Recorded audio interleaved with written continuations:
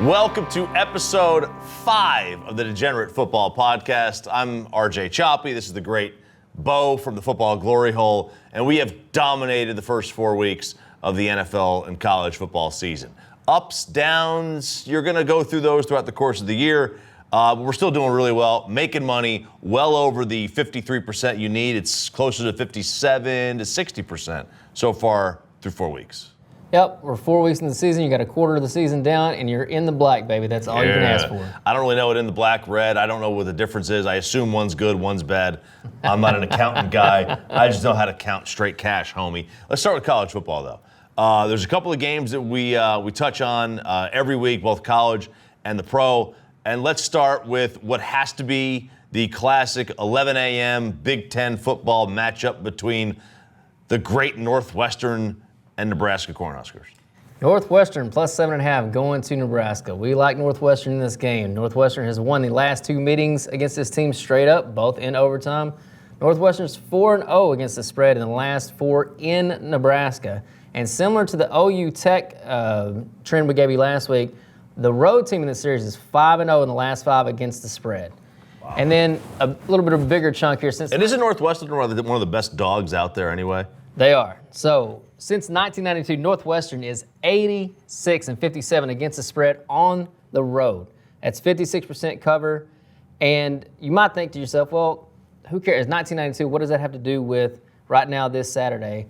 It doesn't have anything to do with it. But what you want to see in a trend like that is a correlation and a sharp take on it. So the sharp take on this, Choppy, is if they're at a 56% win rate, right, as a road team, the correlation there is obviously they've gotten undervalued for almost 30 years because they keep performing to expectation to win money for the player year over year over year. That's a great way to look at a long-standing trend. Does it correlate to what you're looking for right now, and why does it correlate? And the simple answer is, again, they've been undervalued. They're being undervalued this Saturday as well. So that's what's happening here. They are 1-3, but they did hold Wisconsin to 24 points in their matchup with them. That's pretty good. That's a good Wisconsin team. And undervalued teams, that's what you're looking for. You're looking for, there's a reason that we do a lot of unders because people like high-scoring games. It's a mental thing. If nobody wants to watch a 16-10 football game, but so those are just the numbers that are going to be the better value. You're going to kind of get numbers on the high side of the total. And people want to bet on favorites. They don't want to bet on underdogs, right? Nope. Public wants to bet favorites and overs, always. Last thing in this game, back to the Wisconsin game, Nebraska wants to run the ball, right? Nebraska is attempting 45.2 rushing attempts per game. Wisconsin attempts 44 games. They have a very similar philosophy. Again, Northwestern held Wisconsin to 24 points. And then our power rankings, this is actually one of the biggest deltas this Saturday in college football. Love Northwestern in this game. All right, well, how about another Big Ten matchup? Probably what should be another 11 a.m. game, but it's not. We're just joking about that. I love to give the Big Ten a little bit of crap. But Iowa plus 3.5 on the road at Michigan. Jim Harbaugh is the most disappointing head coach in college football history compared to, at least his stint at Michigan has been. It's not that he's overrated. He is just overhyped. They have let everyone down from the amount of hype that they give to what they actually produce. He is Butch Jones with better marketing. That's all he is. He's Butch Jones with a PR department behind him because there's been nothing that he has done. I think I saw this the other day. Nick Saban at Alabama has more 12-win seasons than Michigan does in their history. Oh, my God. So that leads right into my point in this, who is habitually one of the most overrated teams and programs in college football? Michigan. They can wake up and go 8-4 every year. And you might think that might be Choppy's opinion, might be my opinion. Here's some stats to back that up. Since 1992, they are 30-50. That's 37.5% against the spread when they are favored over 3.5 to 10 points. So when Vegas is expecting them to win, they don't. Also, since 1992, they're 59-83.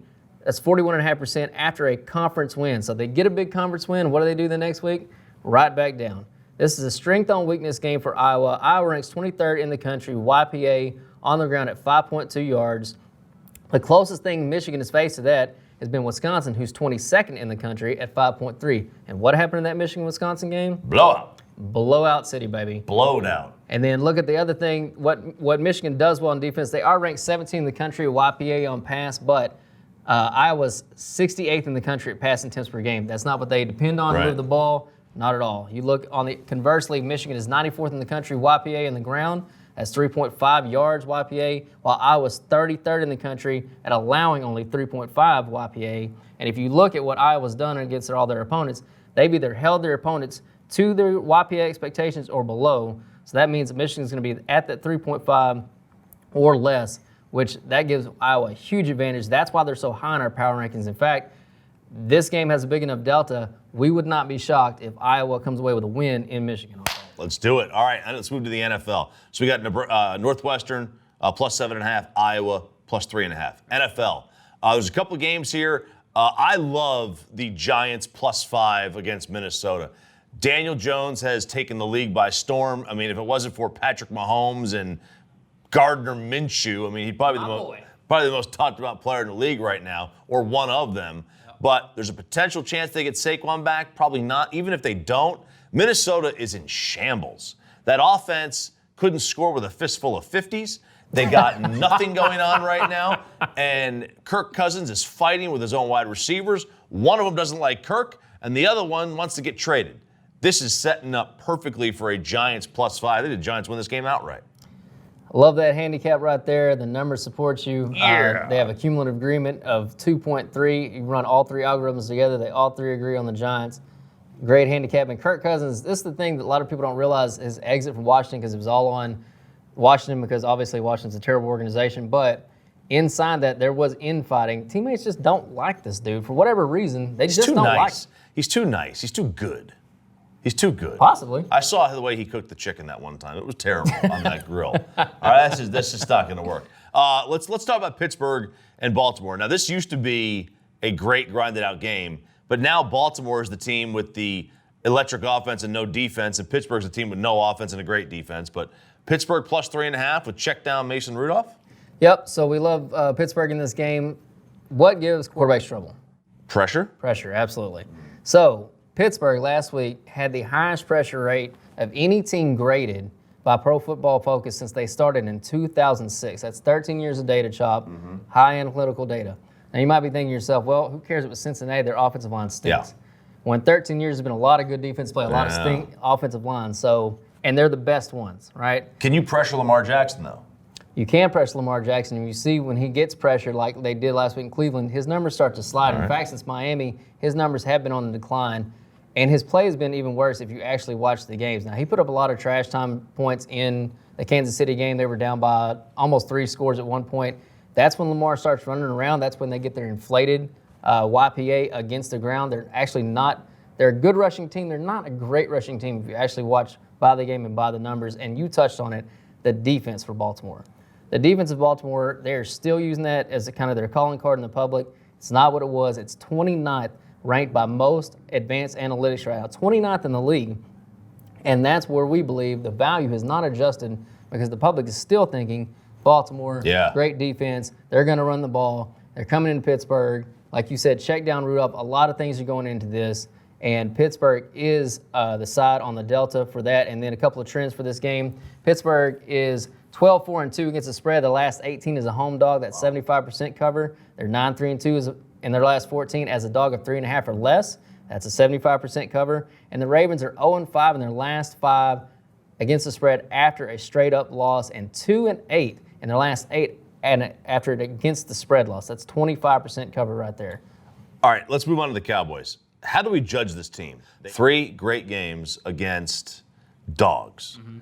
And then they struggle with the Saints, who had a backup quarterback. Meanwhile, they have the Packers in town. The Cowboys are a 3.5-point favorite. The over-under is 47. Historically, this game goes over. Like this is going to be a game in the 30s. But Aaron Rodgers and the Packers can't score right now. And the Packers have a good defense, so the trend is kind of looking at the under, but I love the over in this game. How do you judge the Cowboys? How do you judge this game? So it's a little bit difficult right now on the Cowboys, is why we're kind of staying away from this game. If you look at last week, the market should have been about 5. It came in at 2.5, and then they didn't even cover the 2.5, like you said, against a backup quarterback. And not only that, They didn't cover 2.5 points against a team that did not score a touchdown in an NFL football game. That's almost impossible. In 2019. In 2019.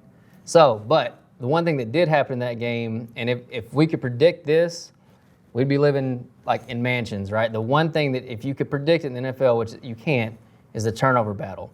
When a team loses the turnover battle, the team that wins it is 76% cover against the spread when they win the turnover battle. That's what happened to Dallas last week. So you got to spin that forward. We talked last week, told you the look ahead was 4, right? For this, it's now 3.5. So what did the market do? The market downgraded Dallas 0.5 point. Yeah. For that.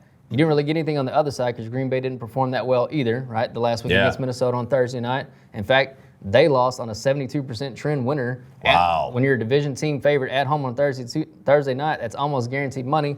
They lost on that. Yep. So, it was Philadelphia. So when you're looking at both these teams, basically Dallas got downgraded 0.5 point. You didn't get anything from the Packers side. I think Vegas is a little bit confused right now because Miami inflation is still in there, and Miami is historically the worst team that we've ever seen. Since we've never seen a team by the numbers graded out this badly. Real quick before we wrap this up, how do you judge betting on teams like the Giants who may or may not have Saquon, like the Jets who may or may not have Sam Darnold? Sam Darnold's a 4-point spread. He's changing that line 4 points. How do you decipher whether or not you're going to place bets on these teams? So you got to look at. It comes down to your own individual grading system. So how many points do you think Sam Darnold's worth? You say he's worth 4. We say he's worth about 3.5, 4, somewhere around in that range. So if he does play, it's set at 13.5. Let's just take it for example. It's set at 13.5 right now. He's not playing. He comes back. The line drops to 9. That's 4 points right on the number.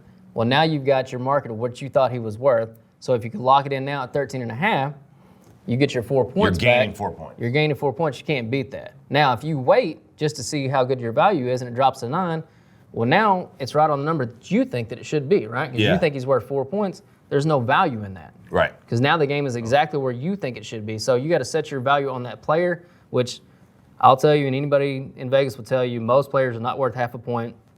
The quarterbacks are. Quarterbacks absolutely are. Quarterbacks are really the only thing that move. That and cluster injuries. So that's one thing we haven't talked about yet on the podcast. But if you get a cluster injury, so let's say, and I don't know exact situation with Dallas, their tackles, but if both Dallas' tackles are out, that's a cluster injury, right? Because you can replace Tyron Smith with Cam Fleming, and you still got one on the other side, and you can help Cam Fleming with a tight end. You could schematically get around some of that, right? But if you lose both of your tackles, you can't help both sides at the same time. So then what are you doing, right? So that's the only time that other players that other than quarterbacks start to matter is when they come in clusters. If you're missing two cornerbacks, right? 2 wide receivers. Yeah, Exactly. Okay, I get you. Exactly. All right, so that could be, if you wanted that could be like, what, a half unit play? Could be. Yeah. I mean, depending on what the unit is that's affected and is it a strength of the team. So for Philly, for example, they've been struggling. They've missed all their wide receivers. At one point, they had no wide receivers. Yeah. Well, how do they move the ball? They throw the ball with Wentz, so that's a big thing. Now, if they were a running team and then throw the ball anyway, maybe it's a 0.5 point. Maybe it's not a downgrade at all. I get you. All right, that'll do it for us on the Degenerate Football Podcast. Again, dominating this year, over 57% for Football Glory Hole and myself as well. So it's been a great start. You can find me on Twitter at RJ Choppy. And of course, you can watch this and listen to the show 5:30 to 10 Monday through Friday on 105 through the Fan with myself and Sean. And you can find Bo and the Football Glory Hole guys as well. Yep, at FBall Glory Hole on Twitter, thefootballgloryhole.com, and our podcast on Apple Podcasts, Google Podcasts, or wherever you listen to podcasts. All right, that'll do it for us here on episode 5 of the Degenerate Football Podcast. See you next week.